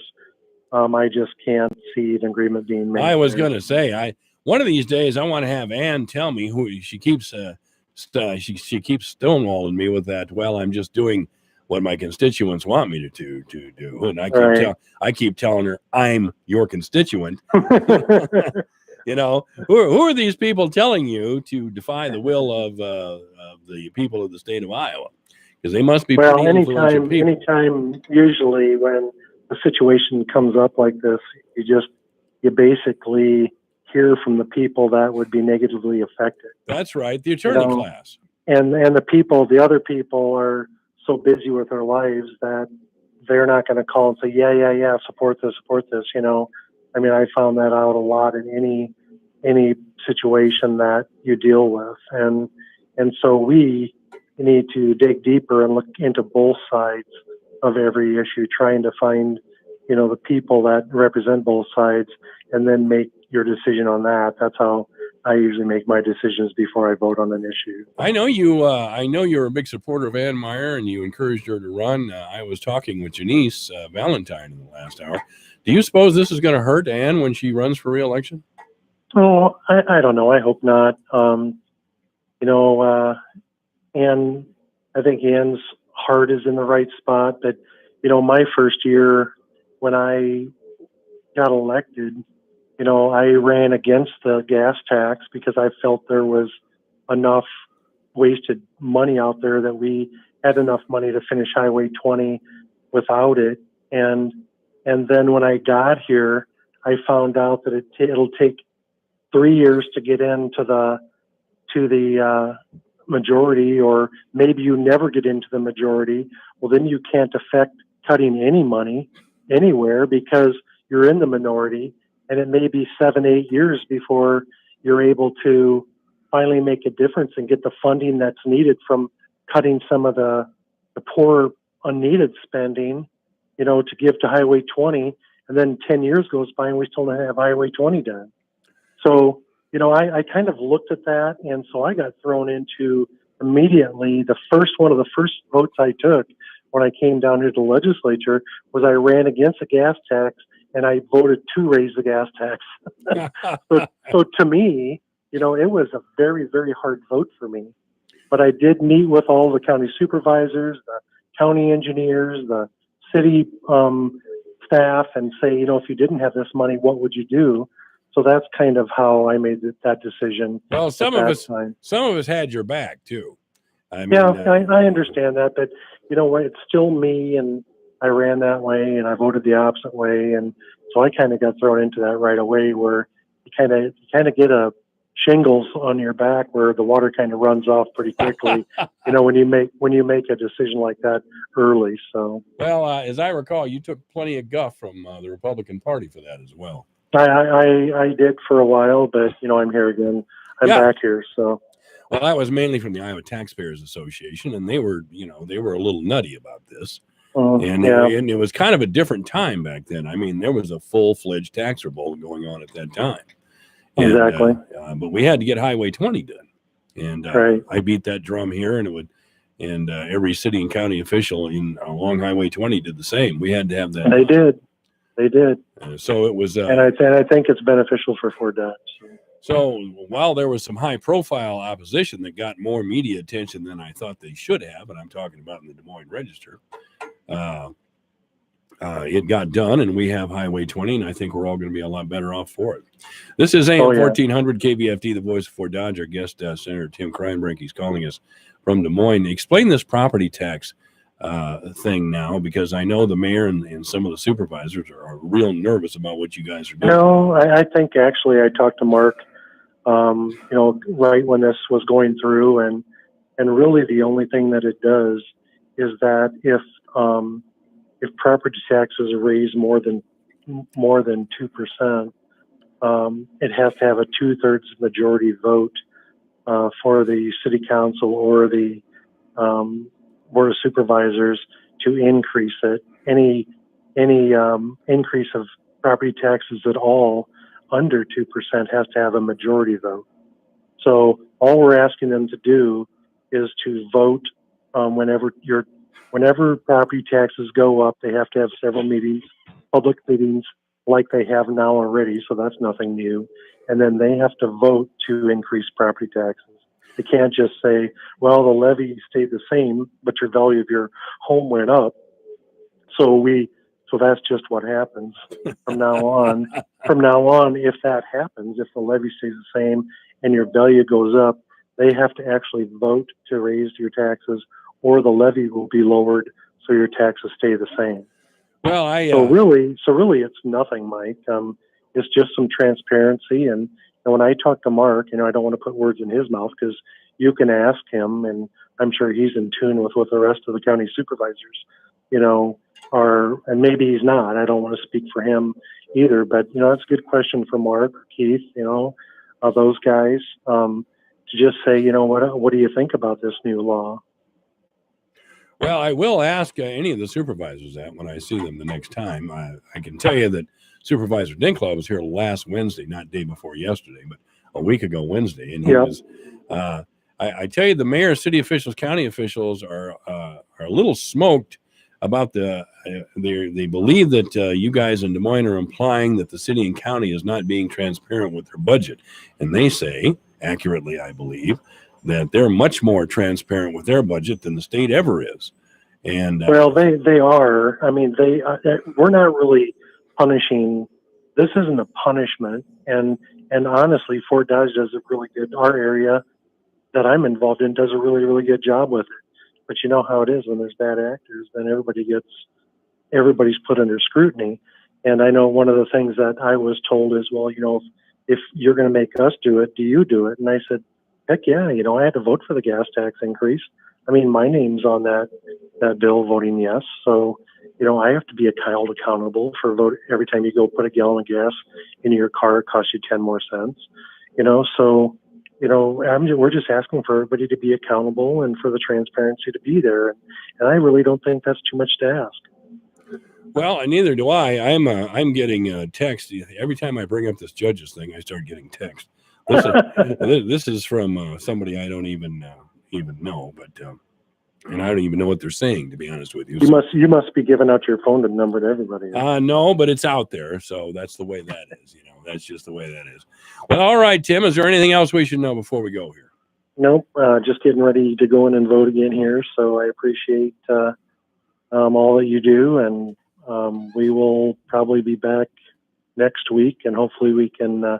Actually, also something you should tell everybody is that Eggs and Issues is canceled tomorrow, and it is moved to next Saturday morning. Right. Yeah, I've mentioned that a couple times. Yeah, I hope everybody heard that there's no Eggs and Issues tomorrow. It'll be a week from tomorrow, same time. Yep, at the bioscience building again, and we look forward to kind of giving a wrap up of what the session was like and the highlights and those type of things too. So just thanks for all you do, Mike, and all your listeners, and we will see you guys soon.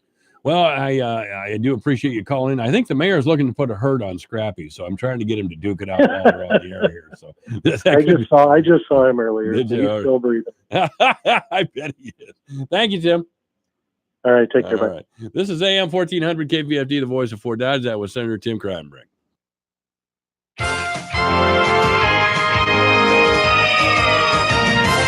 The Phosphorus Project. Hello, everyone. I'm Mark Dorenkamp with Managing for Profit on Brownfield. Farmers continue to learn about ways to improve the management of micro and macronutrients. While nitrogen gets most of the attention, a growing number of producers understand the significance of phosphorus. Now, a crop inputs distributor in the upper Midwest has partnered with Climate FieldView to use digital technology to assess fields. More after this.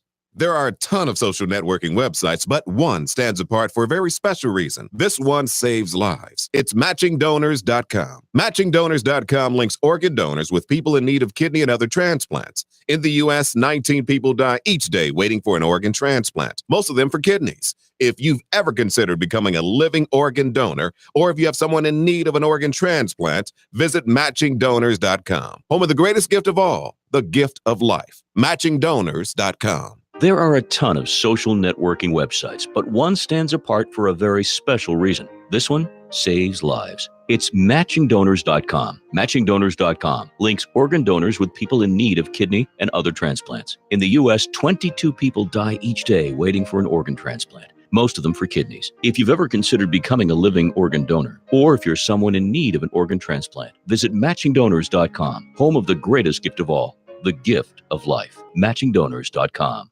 West Central Distribution Crop Enhancement Manager Steve Carlson says when it comes to phosphorus, some farmers get it and some don't. Say it goes in waves, or it can be somewhat regional to some degree, where you see a really high level of interest where they're really dialed in or forced to look at it because of either low levels or things like that. So testing can really be a good tool to look at that. But also, too, it's a little bit frustrating when sometimes we might revert to what we know, where all of a sudden, if we've always put 5 gallons of 1034O down, why would we change it, right? It didn't really matter what the soil test was. That's what we do. Or we spread 100 pounds of MAP. It was just kind of, we would revert back to old habits or what we've done historically. He tells Brownfield in today's environment, farmers can't afford to do that, which is why West Central partnered with Climate Fieldview to launch the Phosphorus Project in 2018. And what we're basically able to do is do on-farm field scale type trials with growers and retailers. So in a nutshell, they're able to utilize some of our Levosol family technology. So this is products like soy greens, soy shot, Levosol zinc, and then several others, where essentially a grower would be able to, using Climate Fieldview, track the trial in their fields. And from that, we can get a start to finish or an accurate representation of how the product performed in their fields and really get some feedback. One of the things that we do with this as well is we're actually able to incorporate things like soil testing, aerial imagery, that satellite imagery that we get to vary and see how the products perform. So when we look at our Levosol family of products, we really work on freeing up micronutrients, freeing up more phosphorus. So we actually do soil tests in these cases, and it allows us to see how that product's performing in that field.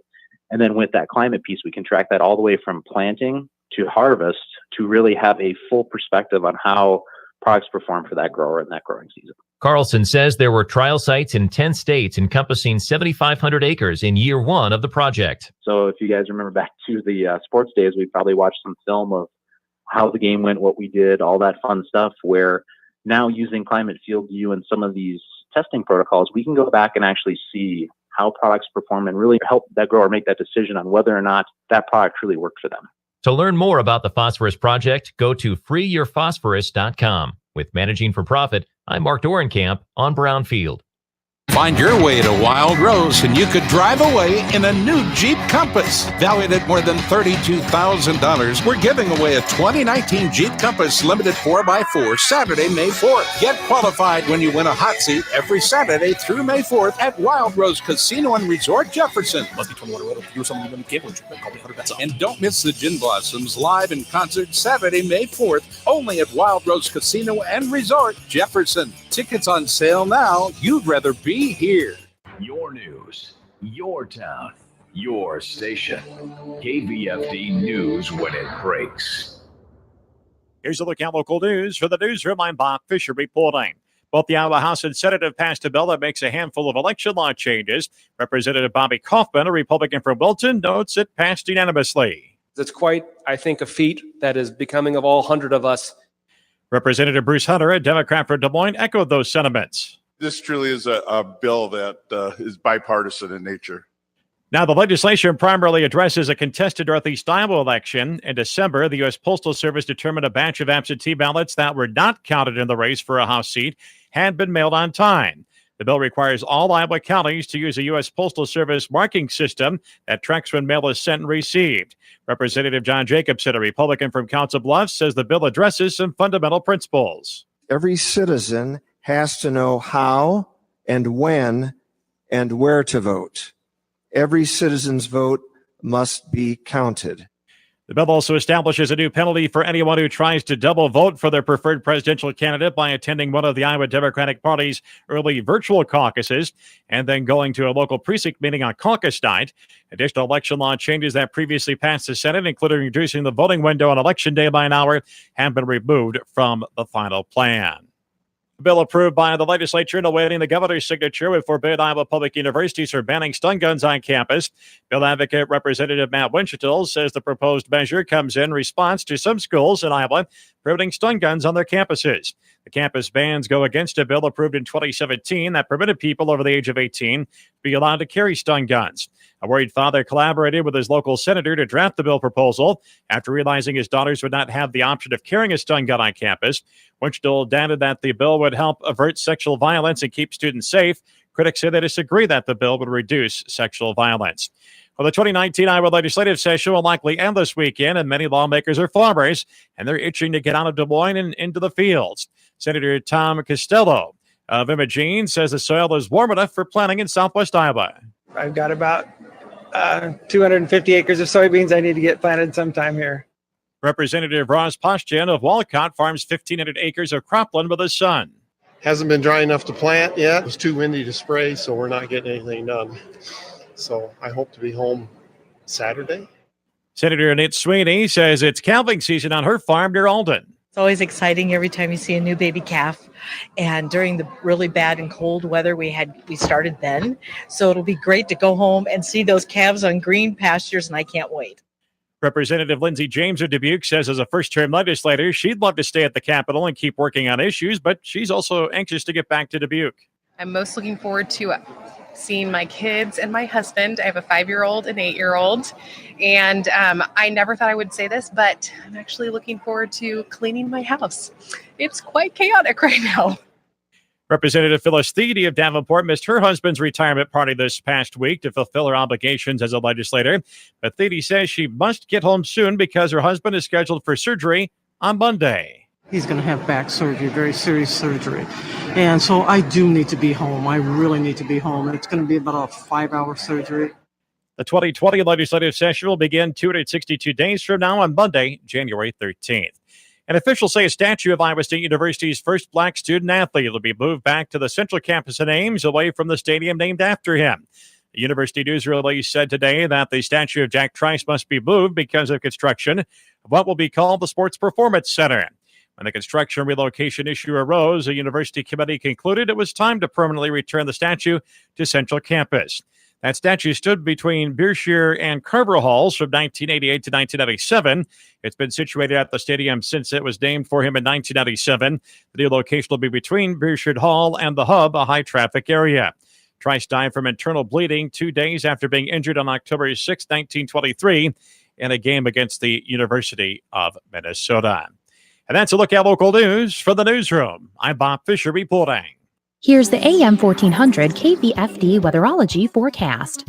A mix of clouds and sun this afternoon with daytime highs approaching 62. Northwest winds 8 to 15 miles per hour. Scattered rain showers likely. Tonight, lows level off around 42. Overcast. Overcast skies. Tomorrow, scattered rain showers likely. Daytime highs approaching 43. From the Weatherology Weather Center, I'm meteorologist Jennifer Wojcicki. Currently, it's 59. Here's a look at how the markets closed today. May corn up 3 3/4 at $3.51 1/4. July up 4 cents at $3.61 1/4. September up 4 at $3.69 1/2, and December up 3 1/2 at $3.80 3/4. May soybeans down 5 1/2 at $8.53 3/4. July down 5 3/4 at $8.67. August down 5 1/2 at $8.73 1/4, and November beans down 5 1/2 at $8.87 3/4. May wheat closed up a 1/4 penny at $4.35. Soybean meal down 6.10 a ton at $2.99.90. April live cattle up 50 cents at $124.55. June down 32 at $115.05. May feeder cattle up 40 cents at $143.95. August down 40 at $152.85. May lean hogs down 85 cents at $87, and June down 102 at $88.75. I'm Dwayne Murley.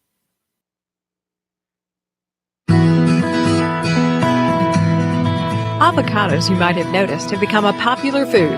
Hi, I'm Julie Harker with Healthy Living on Brownfield.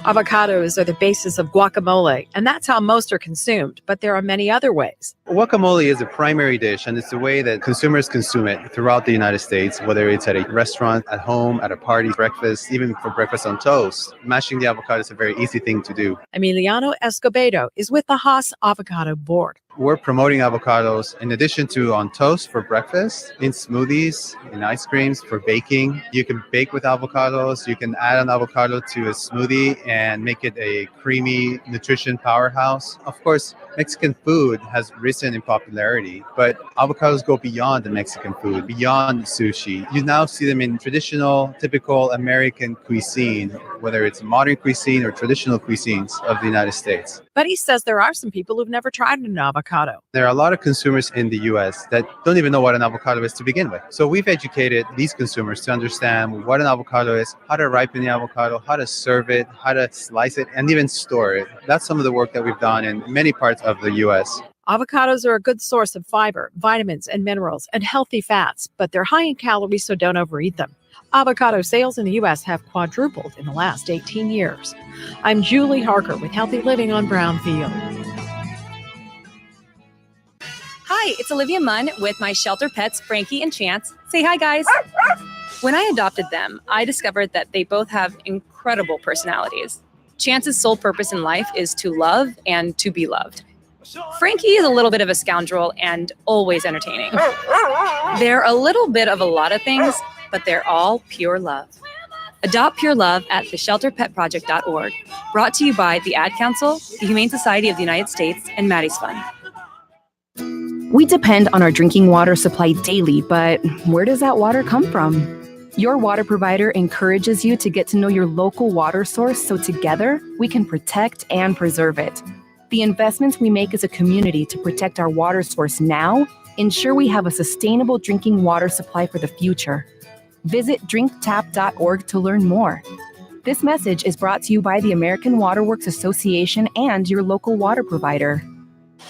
Michael Devine, the mayor of Manville. It's a fancy title for a part-time job. Michael Devine at AM 1400 KVFD. You want answers? I think I'm entitled. You want answers? I want the truth. You can't handle the truth. If you don't listen to him, you suck. He's sneaky, but he's right. Michael Devine at AM 1400 KVFD. That's right. I'm sneaky, but always right. Along that same path with me is Big Ed from Georgia, who joins us on the air now. Big Ed, how are you doing? Good to hear from you. Well, same here. Same here. I'm doing pretty good. It's a beautiful day outside. I got company coming from North Carolina here tonight, and we got a Piedmont Airlines reunion tomorrow. Kind of excited about that. There's supposed to be about 60 people there from back in the old days. Sure. Is Piedmont still flying? Well, not really. They're under the American name now. We were bought by U.S. Air, and then I think America West bought U.S. Air and American too, but let American keep the name or something like that. I heard that. I don't know whether it's true. I understand. There's a lot of merging going on in the radio business. I mean, the group that owns this radio station's in Portland, Oregon. They have 248 radio stations. You know, this radio station used to be one of the local ones. As a matter of fact, it's one of the oldest radio stations west of the Mississippi. But, times went on and I just started merging, and Ronald Reagan got that ball rolling, and here we are today. There's probably only about 5 or 6 really big media companies now in the whole country. And there's no such... That's sad news, too. Go ahead. I don't know whether there's...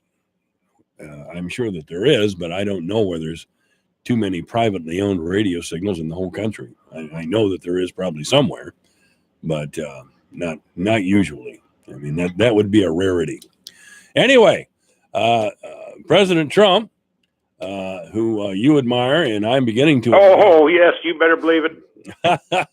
Why is it that you admire President Trump so much?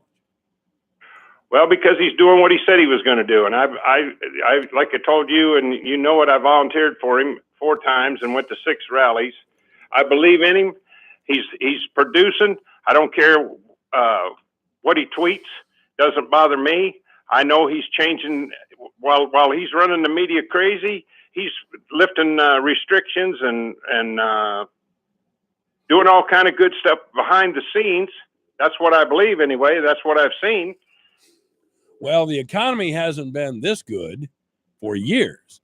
The employment level hasn't been this low for years. I should say the unemployment level hasn't been this low for years.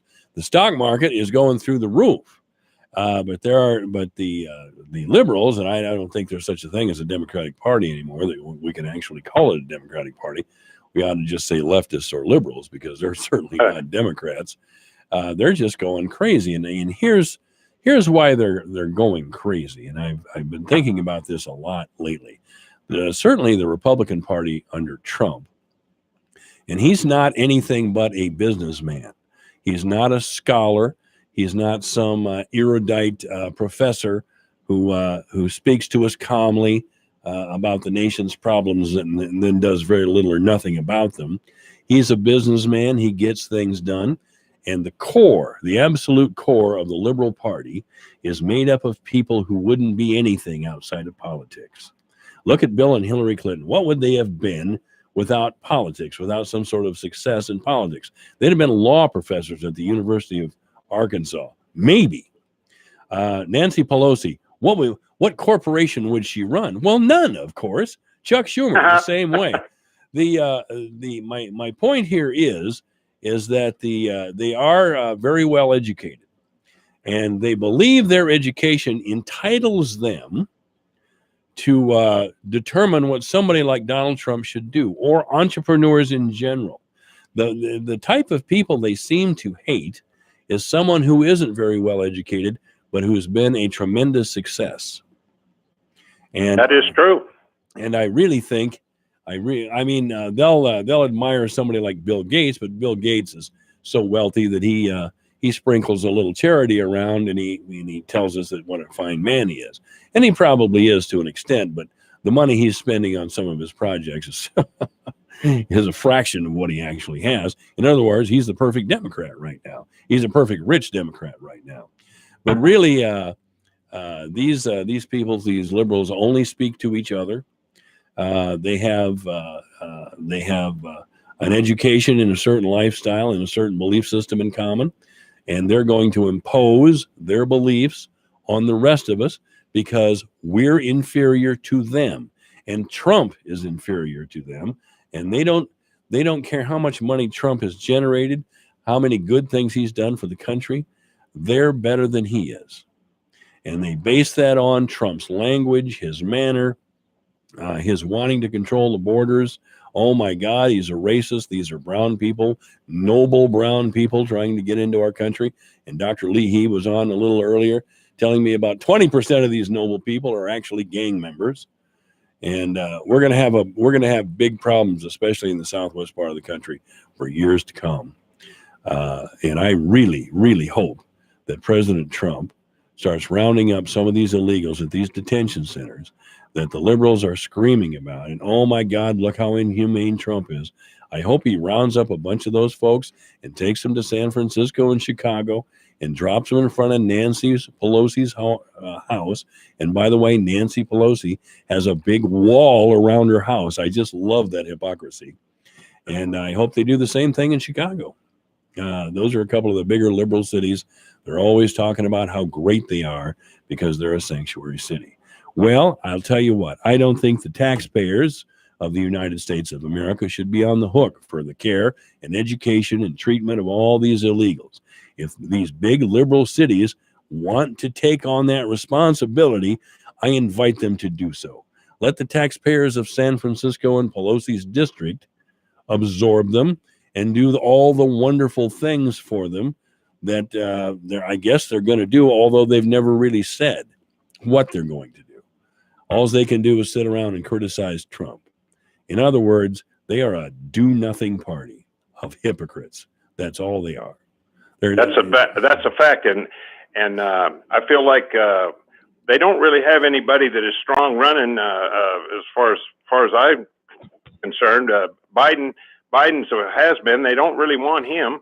Sanders wants all free stuff, and so doesn't. There's another one.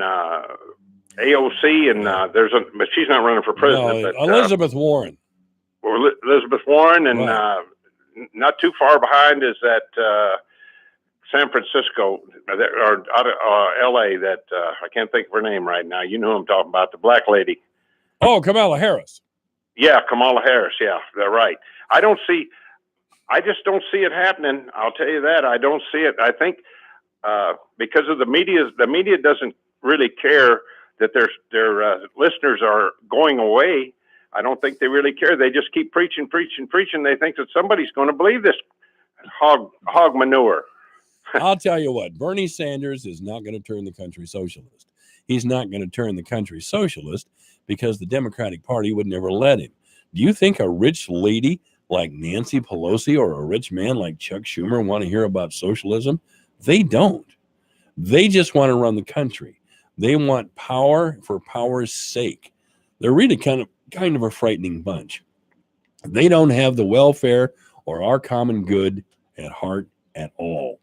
They just want to round up the guns from these dumb rednecks who don't understand that without guns we'd be so much better off. They want a bunch of white people to sit over in the corner and feel guilty about being white people. They're just full of hate and bitterness at Trump for being out of power, and he beat them and he continues to beat them. And I'll tell you what, anybody who counts out Donald Trump in 2020 is dreaming. Well, you're absolutely right. I think he's on the path, and I have a feeling that he will come up with something really, really cool as far as healthcare. And he kind of helped the people with business, but you don't get too many jobs from a person that has no money and no plan. That's the way I see it. I never got a job from anybody couldn't pay me, I guess, but that's what it seems like. That but Trump is going to come up with something that is going to just destroy their game plan. They're not going to be able to handle him because they think he's stupid.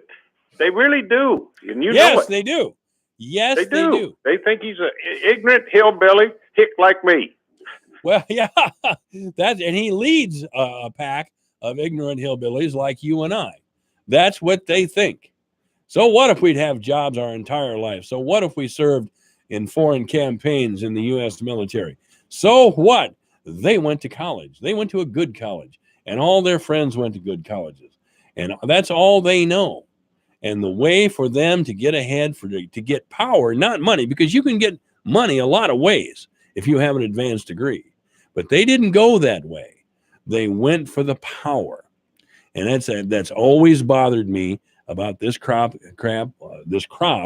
of Democratic Party people who changed the party after Bill Clinton became president. That's the reason that Hillary Clinton got beat, because there was something about that woman that scared people. If it didn't scare them, there was something about that woman that really bothered people. And they were right to feel that way. There's a lot of liberal newspapers that have columns.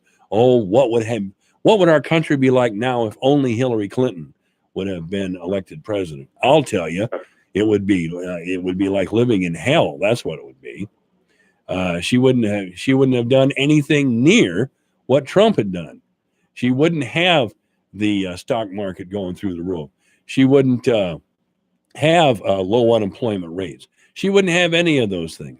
But she'd have rounded up the guns, and she'd have come out with a tablet like Moses after he's seen the burning bush, with how we're supposed to talk and think.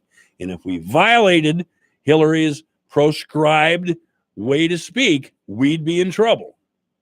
That's what sort of world we'd have. And that's the kind of world that Democrats want. They say Trump has unleashed bigotry. Oh my God, Trump's done this and Trump's done that.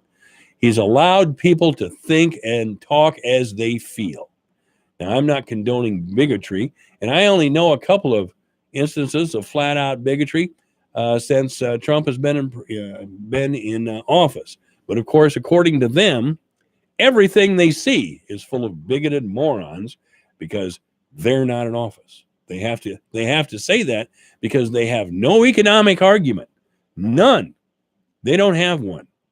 All they want to do, unless they come here to Iowa, like Beto O'Rourke and a lot of these phonies, and say, well, the problem, we must love these immigrants. Their humanity. Oh, we must get involved in their humanity. And let's not forget, they're just taking jobs that Americans don't want, which is an offhand way to say white people are too lazy and entitled to take the jobs that these wonderful immigrants want to take. And I can tell you, Ed, I've been living most of my life in this old packing plant town, and I'll tell you, a lot of people went to work in Iowa beef packers and Hormel and Tobin packing plant before that. And as one old packing plant worker told me, it was man-killing work. Man-killing work. That's just the way he described it. But he made a good salary. He paid off his house, and he sent his kids to school. You try to do that in a packing plant today, and it ain't going to happen. No, that's for sure. I got one thing I wanted to tell you. I don't think I ever mentioned this before. I grew up in Iowa, and I used to pitch for the Fort Dodge Little League Demons. I bet you didn't know that. I didn't know you pitched for the Demons. No. No, back when I was back in 1954. Really? Yeah, sure did. And then I went to Gilmore City, and I played with Larry Bittner. Bittner. There. I mean, against him. I pitched against him about 3 times, but I never could beat him. I bet. I saw. Oh, Larry. he was a good ball player. Yeah, I saw Larry play ball when he was with the Texas Rangers. I went to I think it was what were they then? The Anaheim Angels, the California Angels. I don't remember, but Nolan Ryan was pitching, and I looked on the program, and here this guy was from Pocahontas, Iowa. And his name was Larry Bittner, and I remember Larry Bittner because he was a heck of a basketball player for Pocahontas Catholic over there, which doesn't exist anymore. But Bittner was a great local athlete. They got a baseball field named for him over there in Pokey. Right. Where were you in 1960 then? Living with my parents. I was probably in the 4th or 5th grade. Okay, you wouldn't remember this guy that came out of Rolfe that played for the Chicago Bears. His name was Hottaway. Steve Hottaway. He played for the Bears, and my brother Dennis Edwards was the biggest football player in the state of Iowa in 1967. He weighed a little over 300 pounds, and he was 6'9". He got up to about 6'11". He got to 440. He was one of the biggest men in Iowa. And they call you Big Ed. Yeah, they call me Big Ed. Yeah. Ed, we're gonna have to go, but you call anytime, all right? I will, sir. All Thank right. you and appreciate you. All you do, the Doctor of Truth, keep listening. He'll tell you just how it is. All right, man. Thanks a lot. Yeah, that's Big Ed from Georgia. And I'm the Doctor of Truth at AM 1400 KVFD. Hey, I'm Andy. If you don't know me, it's probably because I'm not famous. But I did start a men's grooming company called Harry's. The idea for Harry's came out of a frustrating experience I had buying razor blades. Most brands were overpriced, overdesigned, and out of touch. At Harry's, our approach is simple. Here's our secret. We make sharp, durable blades and sell them at honest prices for as low as $2 each. We care about quality so much that we do some crazy things, like buy a world-class German blade factory. Obsessing over every detail means we're confident in offering a 100% quality guarantee. Millions of guys have already made the switch to Harry's, so thank you if you're one of them. And if you're not, we hope you give us a try with this special offer. Get a Harry starter set with a 5-blade razor, weighted handle, shave gel, and a travel cover. All for just $3 plus free shipping. Just go to harrys.com and enter 1616 at checkout. That's harrys.com, code 1616. Enjoy. This is Chris Heslop with Star Energy FS. I understand that time is a precious commodity, especially when it comes to your operation. That's why I am dedicated to be the best at providing business solutions for your operation. FS proudly supports the local communities we serve and is committed to helping your operation continue to run smoothly so that you can spend more time with those you care the most about. Star Energy FS is your local, reliable supplier for fuel, lubricant, and propane needs. FS, the people and the products to take you further. In today's economy, it just makes sense to plan ahead. At Historic Bruce Funeral Home, pre-planning your funeral arrangements can save you money. By planning ahead, you can secure your arrangements at today's prices, no matter when our services are needed. Pre-planning your funeral is one of the most thoughtful things you can do for your family. Call us for details. Historic Bruce Funeral Home, Fort Dodge. Online at brucesfuneralhome.com. For exciting Panther sports, keep it right here on your home for University of Northern Iowa sports in North Central Iowa. The voice of Fort Dodge, KVFD, Fort Dodge.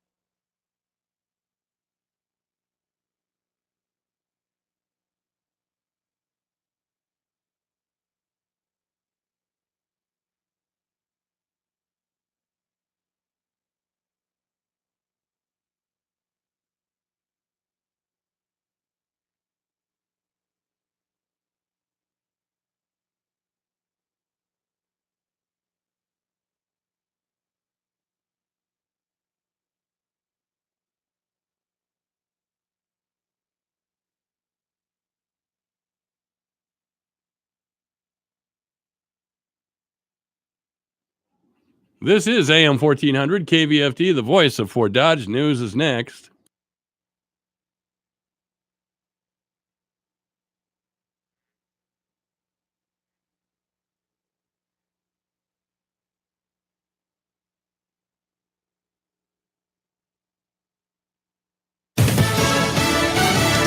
The campaign cash rolls in. I'm Lisa Brady, Fox News. Former Vice President Joe Biden raising $6.3 million in the first 24 hours of his presidential campaign, surpassing the first day totals for the rest of the Democratic field, even as he continues to apologize over recent allegations of inappropriate touching. I'm really sorry if what I did in talking to them, trying to console, that in fact they took it a different way. And it's my responsibility to make sure that I bend over backwards to try to understand how not to do that. On ABC's The View, Biden also thanking